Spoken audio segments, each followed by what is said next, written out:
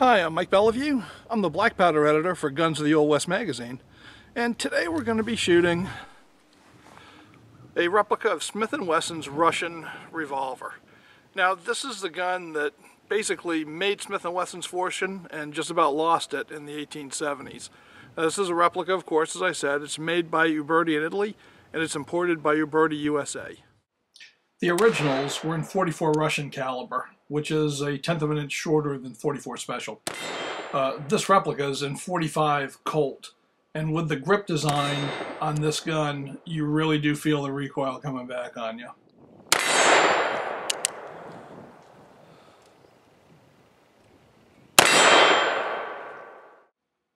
Well, the first Smith & Wesson Russian revolvers for the Russian government looked a lot more like this Schofield revolver than they looked like the Russian that we're going to be shooting today. And that's because the original load of Russians, which are known to collectors as the old Russian model, were really just the 44 American guns chambered instead in the 44 Russian cartridge that the Russians insisted on. And that was an excellent cartridge, and to Smith & Wesson's credit, they used it for the rest of the 19th century, and it has formed the basis for today's 44 Special and 44 Magnum cartridges. So that was a pretty good call on the part of the Russians. But the Russians insisted on more changes in the cartridge, and that resulted in the profile of the Russian revolver that we know today. And the two most noticeable changes are, first, the trigger guard with its spur. And nobody knows why that spur was put there by the Russians. There are theories on top of theories, but nobody really knows.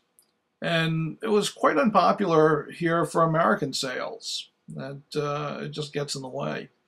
The other really noticeable thing, of course, is the grip assembly, where there is that hump at the back of the grip. And though that does help to position your hand consistently for each shot, it makes it very difficult to thumb cock the revolver with one hand.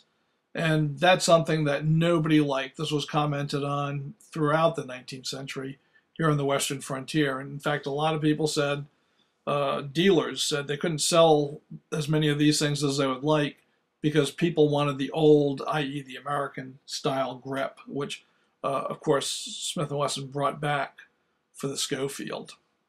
So those were some of the main features of the gun. We're going to show you the feature that originally endeared this gun to the Russians' hearts.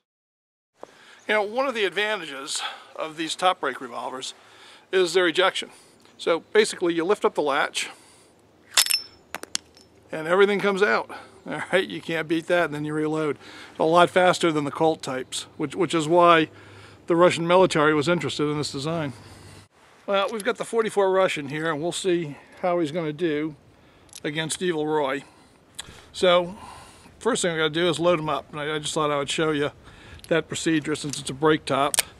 The gun closes up like this. You put it on half cock, and then you grasp the top of the sight, and you pull that up, and that opens the revolver, and then you can load it. And of course, these are easier and faster to load than the Colt types because everything is right here in front of you. Now, unlike modern Smith & Wesson revolvers, this one rotates clockwise.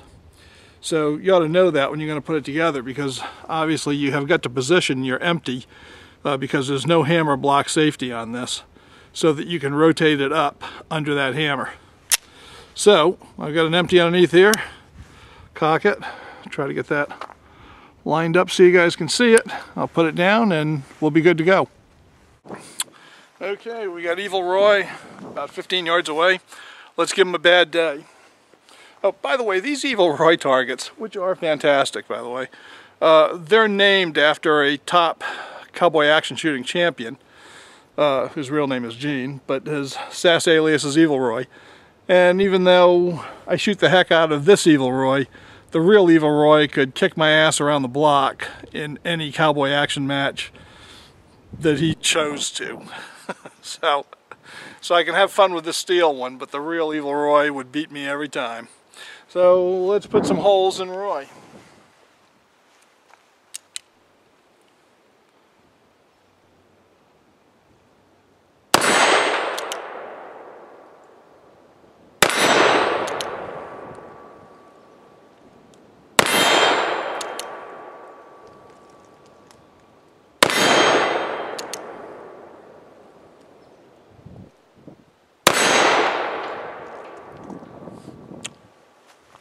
Okay, you can see it's accurate. Unfortunately, it shoots a bit to the left, but it's hitting them.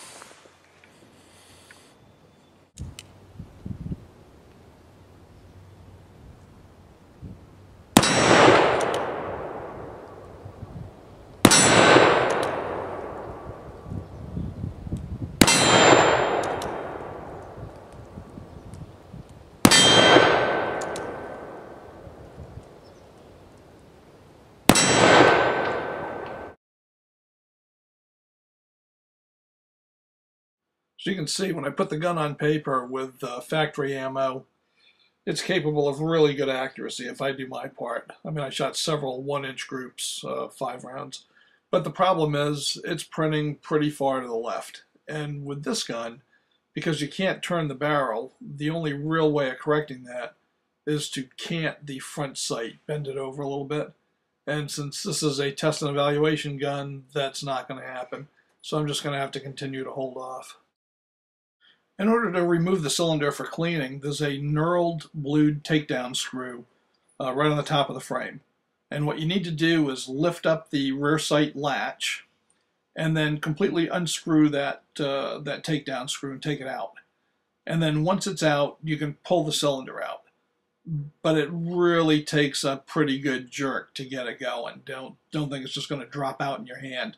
But then you can clean everything, especially if you're a black powder shooter, and everything goes back together really easily.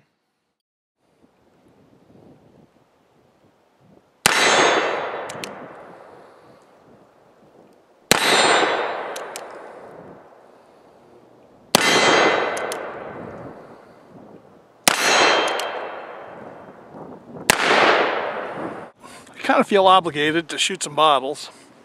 I'm not sure if I can hit them. The Russian here is hitting pretty far left.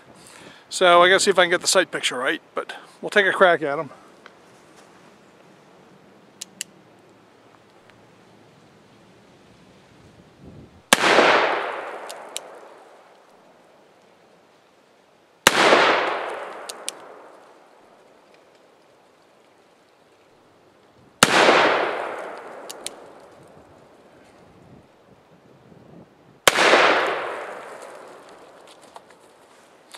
Okay, well, I had to hold about 6 inches to the right in order to whack them, but, well, at least we made some water fly. You know, I hate to admit this, but I was actually aiming at the red one when I hit the yellow one, but at least that told me where I had to hold so I could hit the other two.